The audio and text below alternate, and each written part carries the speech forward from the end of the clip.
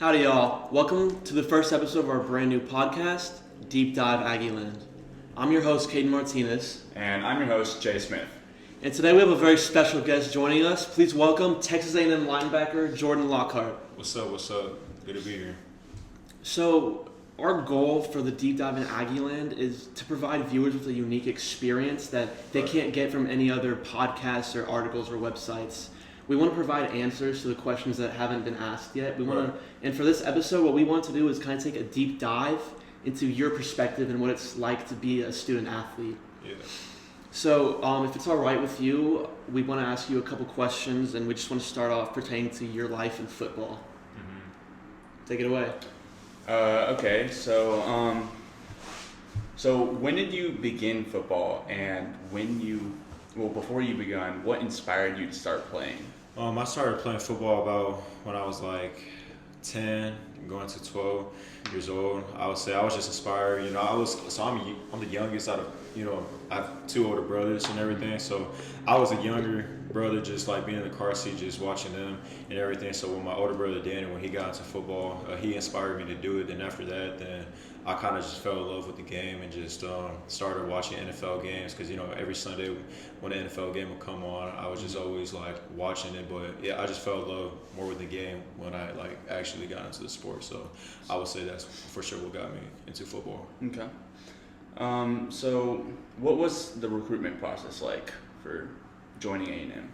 The recruitment process, it wasn't easy at times because, everything is just so, you're 17, 18 years old, having colleges all around the world wanting you and everything. So I would say the biggest thing with me was to commit to a school.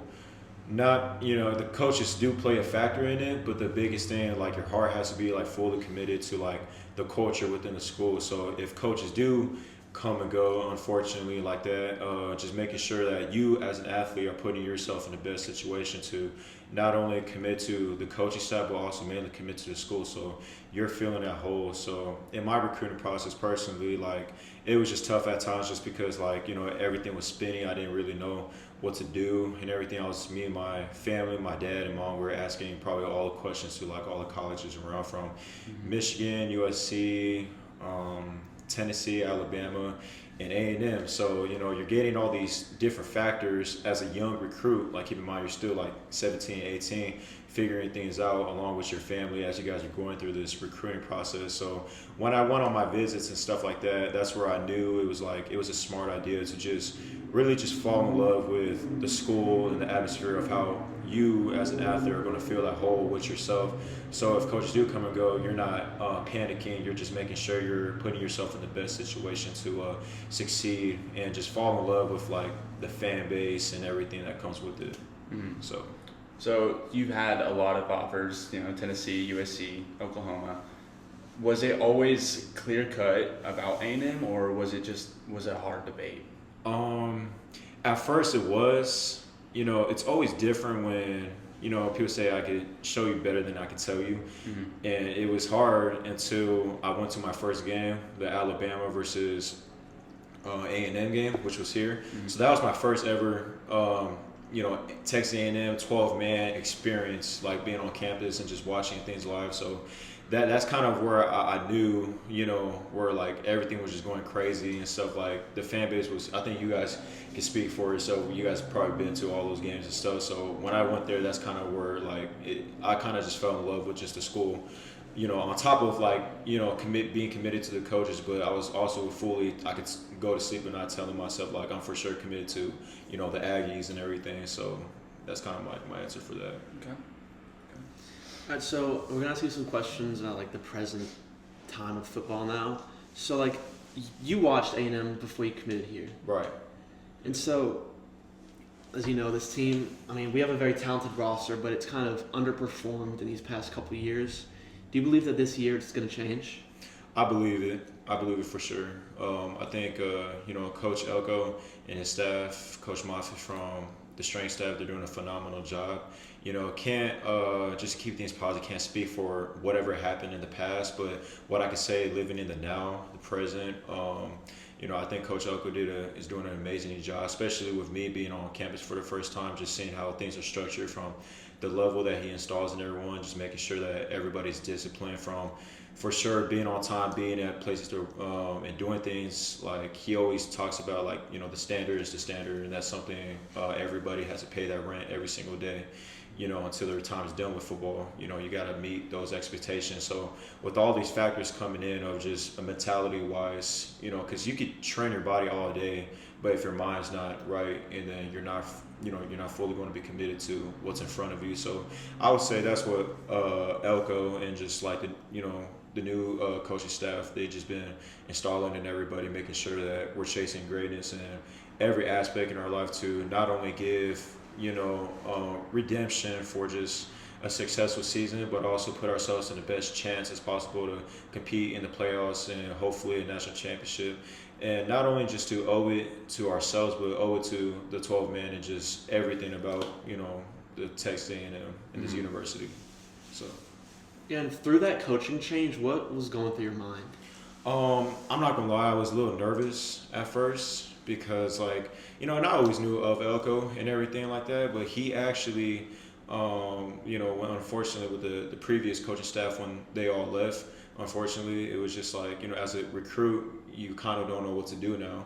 Like, you're committed to the school, but you also want to make sure you're putting yourself in the best position possible to give yourself a fair shot to just be at whole of being a football player along with being a student athlete. So it's a lot of factors because you build relationships and everything, which is more reasons. If I could give any advice to any recruit, don't burn your bridges. Continue to stay in contact with, as a young recruit, to making sure you're always, being involved in the circle, before you make your final decision. We send a letter of intent. So when Elko, he, after, he got the job, like 2 days later, he called me and everything, just getting to know me and everything like that. He told me to, retake your OV and come back and just get to know him and his new staff and just getting to know each other. So we built a trust, and he told me, hopefully this is still the spot for you. And that's where I told him, I just need that letter of intent, and I'm just thankful that, he still wanted me in the recruiting process to, and just to take the stress off my shoulders as a recruit and just making sure he made me feel that this is still the spot to be at, with the new coaching staff, and the Aggies are still the Aggies at the end of the day. So I was still, I was for sure bought in, and he didn't have to sell that much. I was really just, I was sold with everything. He had to take his word for it, and he's living up to everything he was talking about. So I'm glad I stuck here for sure. And you've mentioned that you've experienced the 12th man a little bit. So, like, what would you say makes the 12th man special and different from other fan bases? It's beyond different. I would say like 10 out of 10. Just it wipes everybody, like all conferences, out the window when it comes to fan bases. Like if you look at the EA game, we're ranked number 1. Make sure y'all use me.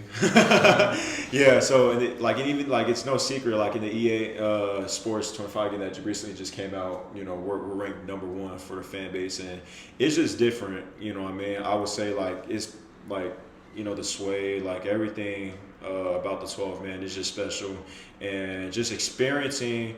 And keep in mind, when I experienced the 12 man, like I wasn't even playing. So anytime you get excited off of being in the stands, like imagine how it is when you have your helmet on and you have an opportunity to put on for the fans and everything like that. So just experiencing that was for sure a time, and they're for sure the number 1 fan base in my eyes. Yeah. Yeah, and you've been practicing with A&M for a while now. So what is your about typical 7 months. What does your typical practice day look like? Okay, so typical practice day. So we start off as lift, and then after lift, lifting you're about like an hour and a half, 2 hours, just depending, what type of workload day it is. And then we go into the training room. It says optional, but he does that to trick us. Nothing's optional, at least not in this league. You gotta do everything to the T. So we will start off in trainer's room, go to lifting, and after lifting, we'll go right back to trainer's room to stretch out, tape up, and then we'll have our team meeting. And then team meetings is about like, you got your meetings, your special teams meetings, and then after special teams, you go to your individual meetings. So in total of the workload, you're already at about like 6 hours of, athletics. and everything. And then after that, we get done with meets, we head down, tape our ankles again, just getting ready for practice. And our practice is about like 2.5 hours, just depending what type of day it is. So we're already like 8 hours in total, and that's daily of how we looked at least during the spring, just from a preparation standpoint. So it's for sure a lot, but I would say like it just goes back to it, like at the end of the day, like you're putting all this stress on your bodies from a mental standpoint, doing all this, but it's all going to pay off at the end, because it's going to put us, as a team, to give ourselves a shot to compete in the playoffs and everything like that. So that's kind of like our workload from a regular day of practice, and that's on top of what you got to experience coming up in our fall camp that starts this Wednesday. So you've mentioned Coach Elko and how he's special at this school, but what about the other coaches? Like, what's Coach Bateman like? Coach Bateman, so away from him as a coach, he's a funny guy. He's really experienced. Of course, he put guys in the league, but he knows how to work with kids and stuff. As in like college athletes and stuff. I would say the biggest thing, he doesn't sugarcoat anything. Like, of course, everybody wants to hear the good stuff, but nobody wants to know like the process of what the hump we gotta get through to be all we can be a football player. So I'll say that's what Coach Bateman chases from a coaching standpoint. He always tells us, like, he does not waste time telling us what we're good at. He attacks, like, he's all about attacking weaknesses, attacking what we can improve on from footwork as a linebacker, IQ wise, what you need to work on from eye standpoint. So I would say that's like been my experience in working with him everyday basis, one-on-one, and it's fun. It sounds like a lot, but not every day is a magical day. There's always days where he's going to come at me, but that's what makes him a great coach. Is he's meeting this the standard with us every single day. He tells us, like, this is what you got to work on to get on it, and I'm just happy he's just there to work with all of us each and every day to help us just be a great football player. A&M's produced some great defensive players over the years. Most recently, Edrin Cooper, the number 1 linebacker in the draft. For sure. You took over his number. What kind of legacy does that leave? Well, first and foremost, congratulations to our guy Cooper. It was great. Just it was pretty cool because actually I was trying to get number 15, but my boy Rylan, he took my number because that was my number coming out of high school.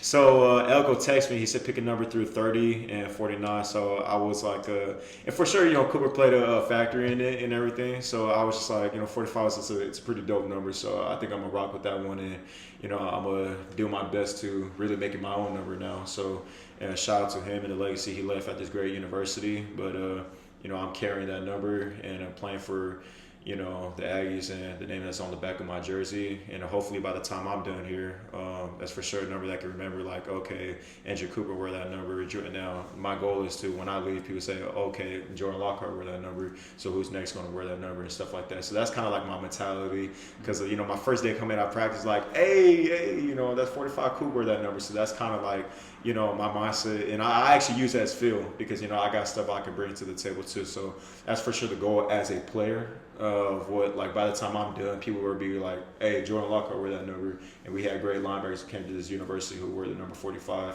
And that's pretty much it. So, yeah, that's kind of like the little backstory behind, my number and stuff.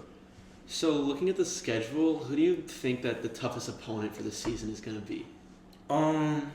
Honestly, man, the best way I could put it, I think everybody, really.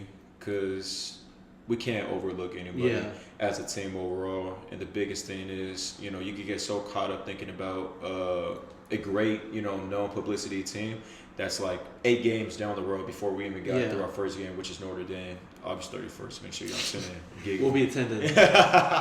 For sure. So I would say, and we got the Texas game. We already know how that's going to be. Packed stadium. Yeah, packed stadium, solid crowd for sure. The number 1 tune-in game probably in all of America in college football. But our biggest thing, but that's like, long, way away from the now. So we're just not to take away from any team, but we're just focused on one team at a time, and that's Notre Dame August 31st. And we're just going to go from there and continue to just keep stacking the chips and stuff like that. So But yeah, every team has a great team and stuff, but that's pretty much it. Now, for me, for the Bama game in 21, that was probably the loudest environment I've ever been in. Yeah, And you're lucky. Y'all lucky because I was watching it from home and stuff like that. I feel like this season, for sure. Notre Dame is going to beat that. Missouri is going to beat that. Texas is going to beat that. Like, the 12th man, I feel, just grows more and more every year. Yeah, it's a beautiful culture for sure. Yeah, and so what do you feel is the biggest strength as a team? Trusting each other. And the only way we can trust each other is by, as an individual, give it your all mentally, physically. Like, we have a mantra, which is saying, like, give it all for the Aggies. That's what Coach Moffitt's always saying in the weight room, the film room, and everything. We're just like, like, where are you willing to go as an individual to put a team on, in the best position to win. So I think that's like the biggest where we're at as a team. It's just going to come down to just trusting each other, which I feel like we're only getting better. We got older guys, great guys like, Shamar Turner and everybody, just the older guys, and just like helping out, really just continue to leading this pack and stuff. So it's a great experience for me coming in as a freshman, and I'm just ready to do whatever I can as an individual, wherever I'm at, wherever they need me on the field, what package, special teams, or third downs, wherever I'm needed. I'm gonna make sure I do that to my best ability and rep it out so I could just help the team win. And I feel like if every individual does that, which I feel like that's what we're doing right now, we're gonna put ourselves in the best position to compete later on in January. Yeah, and what has the strength conditioning program with Tommy Moffitt been like so far? Y'all don't see these triceps? I was just playing. It's been great. He is not human. I wish y'all could be there with me. Like, of course, every strength coach is probably insane.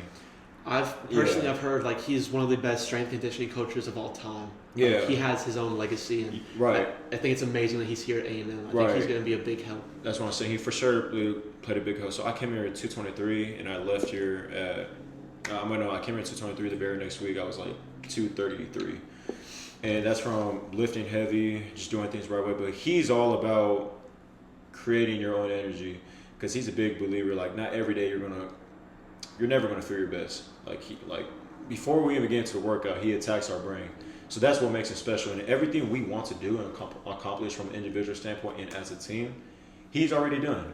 He puts out like over 150 guys who, already made it to the NFL and stuff like that. So just trusting him and his program from a strength and conditioning standpoint, from speed, agilities, right back to weight room. Like, he tells us every day he takes truth serum every single day. And he's always juiced up. I wish he was. I wish y'all could see it for sure. But one of these days, I for sure gotta get you guys in the facility just so y'all can see a workout, because he's insane. Like, that Tommy Moffitt is insane. You know what I mean? Yeah, no, that'd be awesome. Yeah, like the dude is like, the man is absolute just crazy.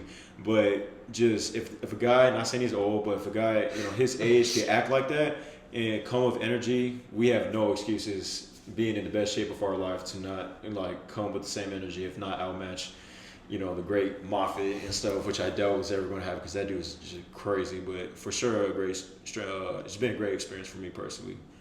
Yeah, you mentioned these great players, these great coaches, the great fan base. With all of that being said, what are the overall expectations for this upcoming season?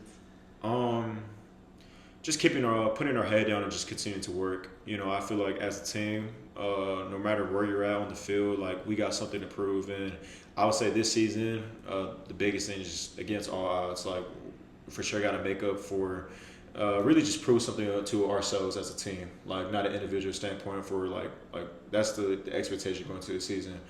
Like, no need to talk about it. We just gotta just go out and show it, and really just not owe it to ourselves.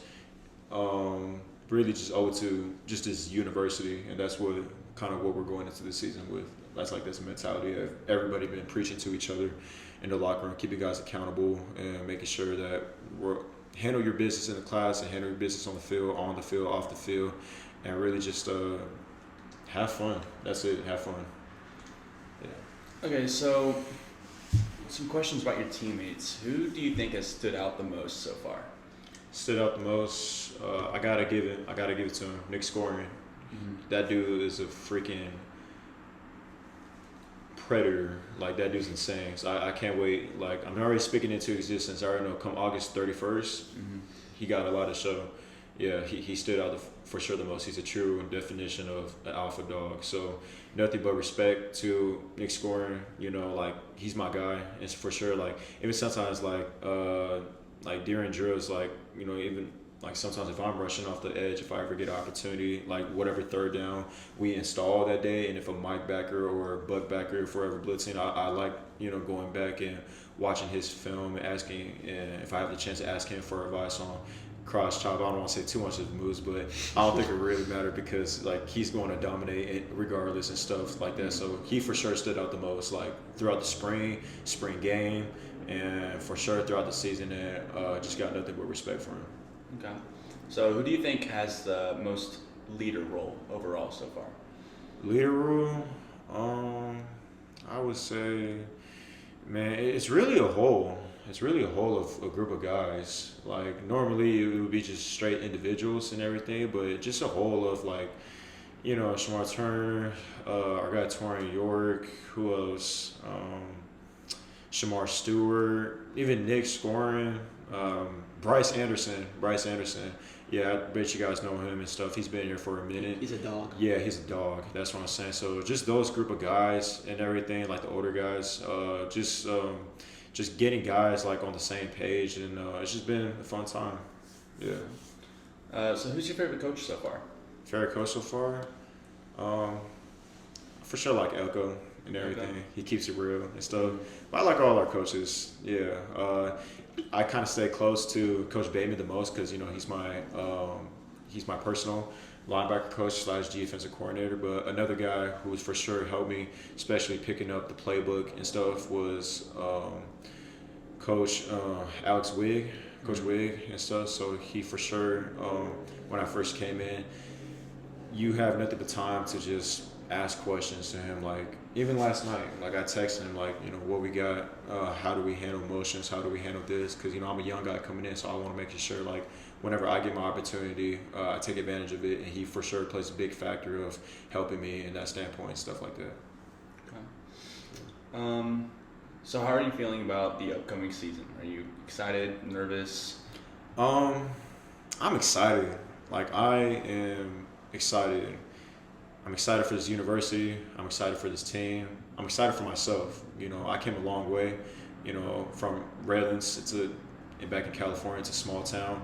And the journey of, you know, facing politics in the recruiting process from high school, because, you know, you got 5-star this guy, 5-star that guy, and nothing to take away from those guys. Just like I dealt with a lot leading up to where I'm at right now. So I'm just excited to just show off my hard work of what I could do as an individual to help this team in any possible way I can. So I would say that's where, and this is my first year, and I'm just ready to go. You think other players are like as excited, or do you think? For sure, we're ready to go. This season, stand on business, but this is really personal. Mm-hmm. Like, this is personal for us. Like, you know, we're excited, but we're also pissed off. We're just ready to just prove something to what we could prove as a team. Like, we don't got to prove anything to anybody else, but just to owe it to ourselves and owe it to this great university that we all chose to come to. So, do you have like a favorite player so far? Favorite player? Mm-hmm. Yeah, man, I watch a lot of film on number 45, Jordan Lockhart.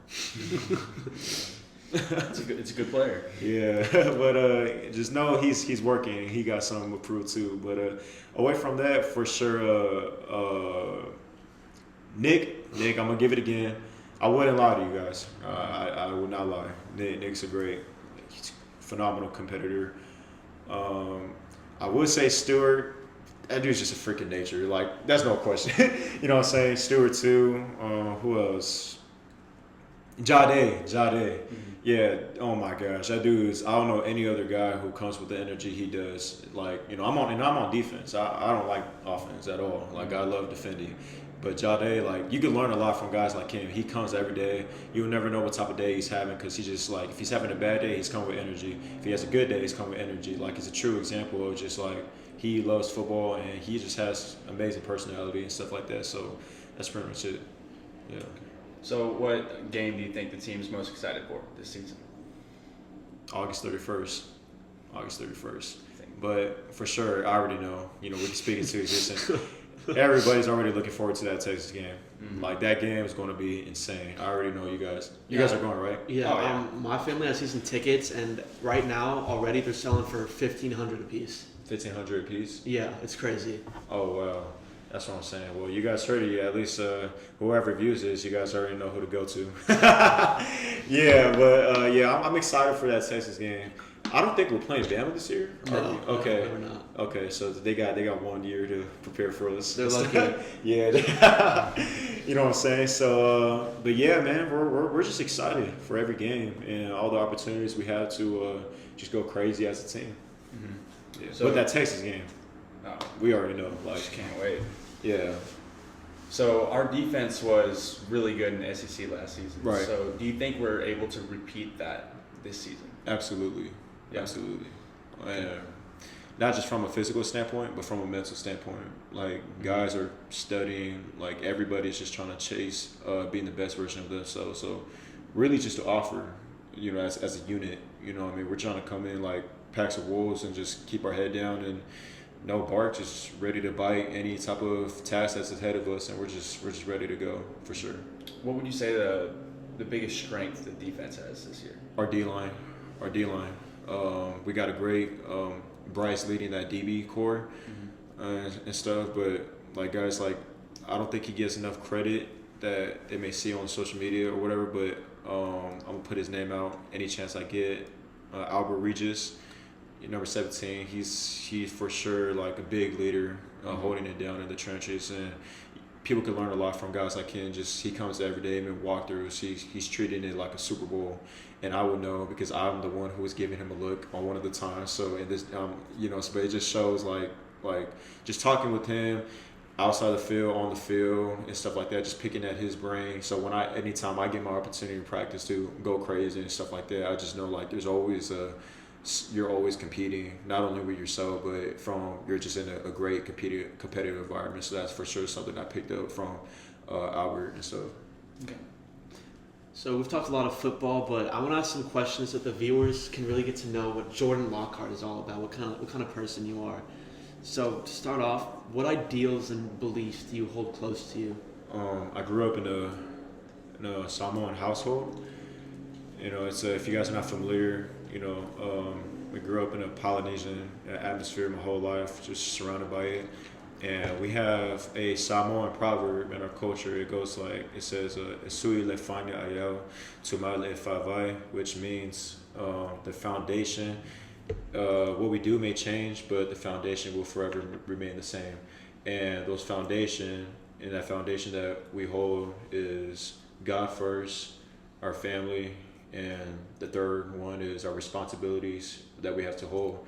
And that's something I truly believe in. So just growing up, which is a family of God-fearing, I grew up in church, and I'm just, which is more reasons why, like, the harder things get, whether if it's high school, from the past, from the future, from the present, just keeping God at the front door, has just always been helping me just as a person and as a player too.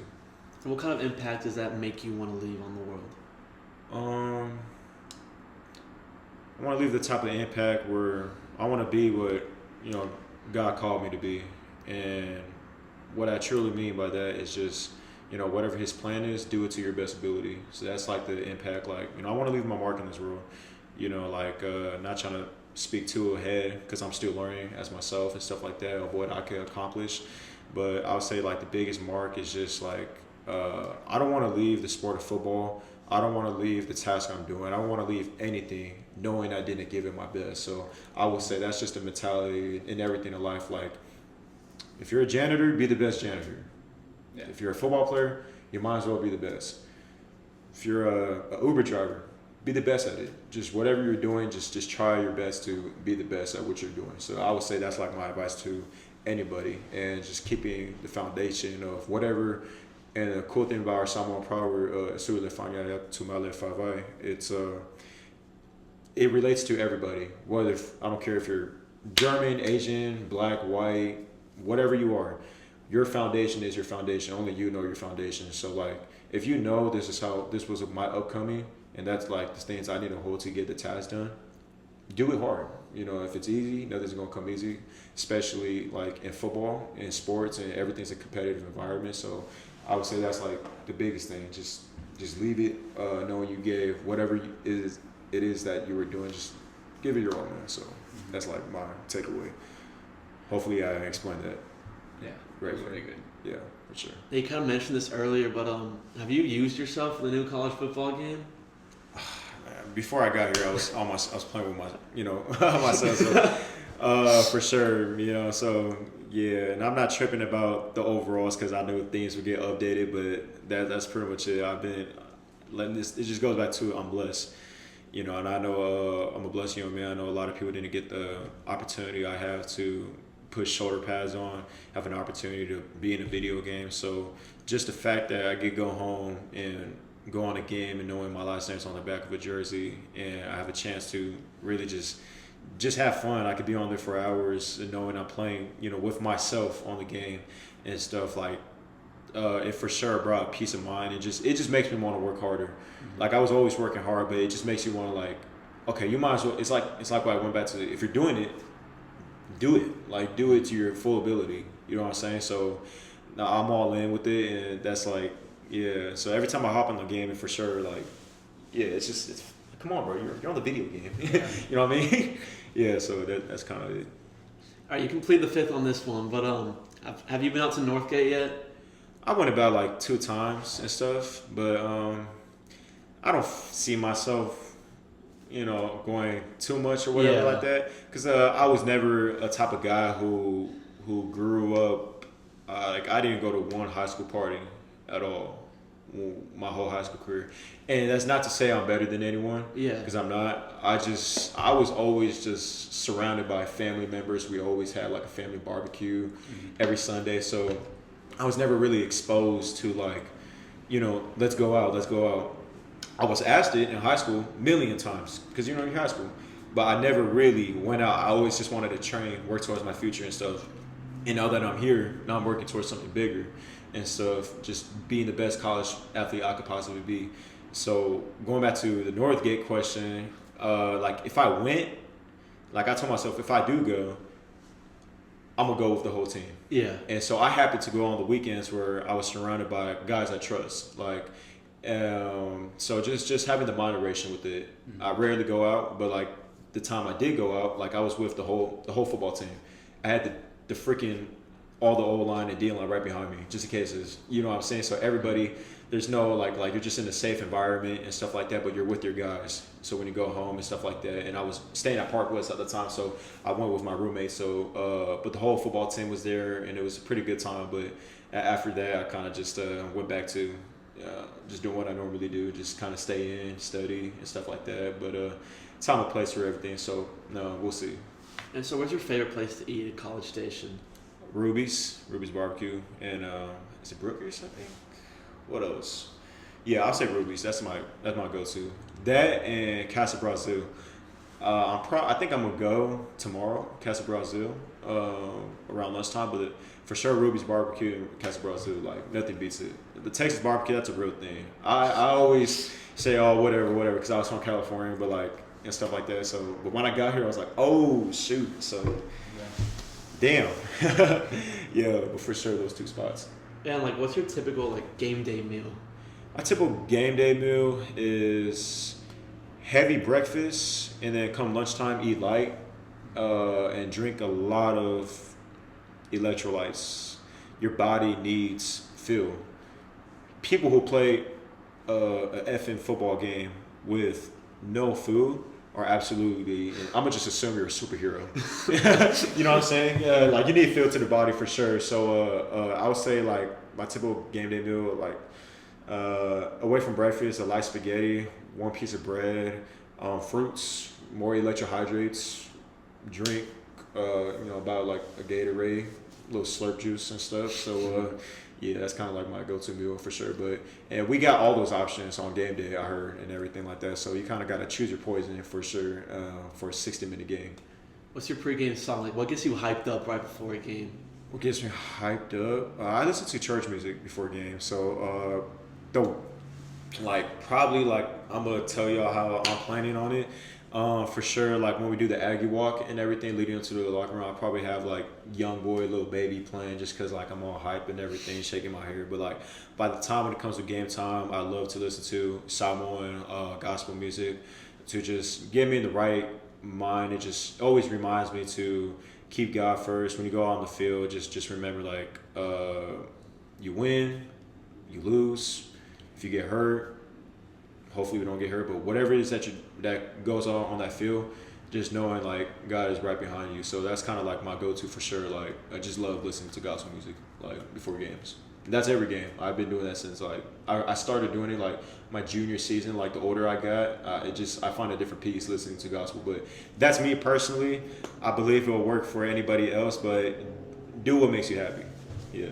And so, you're talking about the Aggie walk. Speaking of that, when you're doing the Aggie walk and we see you walk up, like what kind of jersey are you going to be wearing? Man, that's a secret, man. Just kidding. It's not a secret. Yeah. What's up? Yeah.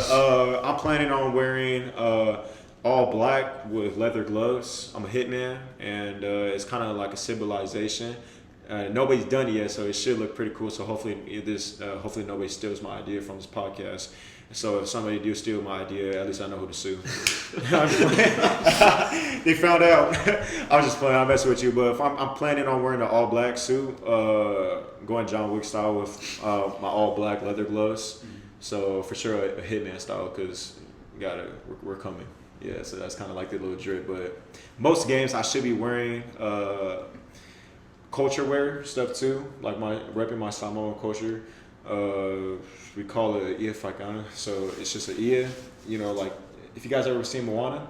Yeah, it's that and everything. Okay. So for sure, like a little aloha shirt and ulafala, which is like our version of we call it LA and everything, and what the Chiefs would wear back in the day to just representation of our Samoan people back on the islands, and yeah, so a lot of fashion this season. So gotta look smooth off the field and on the field as well. So a lot of suits, a lot of aloha shirts, and a lot of leather gloves. Yeah. All right. So would you say that you have a favorite Texas A&M football moment, like all time? Like from just in general. Just whenever. I would say the play that Andrew Cooper made versus Alabama. He was freed on a blitz, and the whole crowd just went, oh. I think you guys know what play I'm talking about. He was like untouched, and he just like that like got me juiced up. Like I remember I literally jumped out my seat, and I was just like for sure. And I told myself like, I believe in the power of not only faith but also the power of visualization. I'm really big on visualizing things, and I told myself like that's gonna be me one day for sure, like in doing stuff like that. So I was really excited. That was for sure like a moment I'll never forget. And I'm a fan, you know what I mean? I'm a football fan. Yeah. So from being in a spectator standpoint, like I'm not even playing, and I was like just excited just to like see like just crazy hits in this great stadium, Kyle Field, and for sure that was like going to go down as for sure like the biggest moment, and I'm going to work towards to create a better moment. That's why it's important to just stay focused. And before we sign off for the day, would you mind signing these for the podcast? Oh yeah, I got you, bro. Appreciate it. Thank you. I swear it was fine. I got you. Do it right here.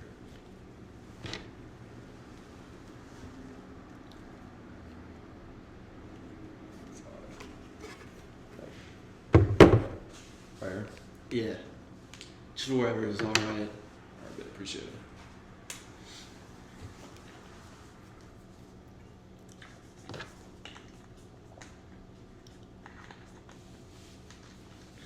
All right, guys, well, that is going to wrap up what we have for today. We want to give a big thanks again to Jordan Lockhart. We really appreciate you coming out. Make sure y'all go follow on Instagram, _Jordan Lockhart. It would mean a lot to us. It would mean a lot to him. We really hope y'all enjoyed this today. We're going to try to release an episode every Monday. Thank you for tuning in to the first episode of Deep Dive Aggieland. Thanks, and gig on. Gig on.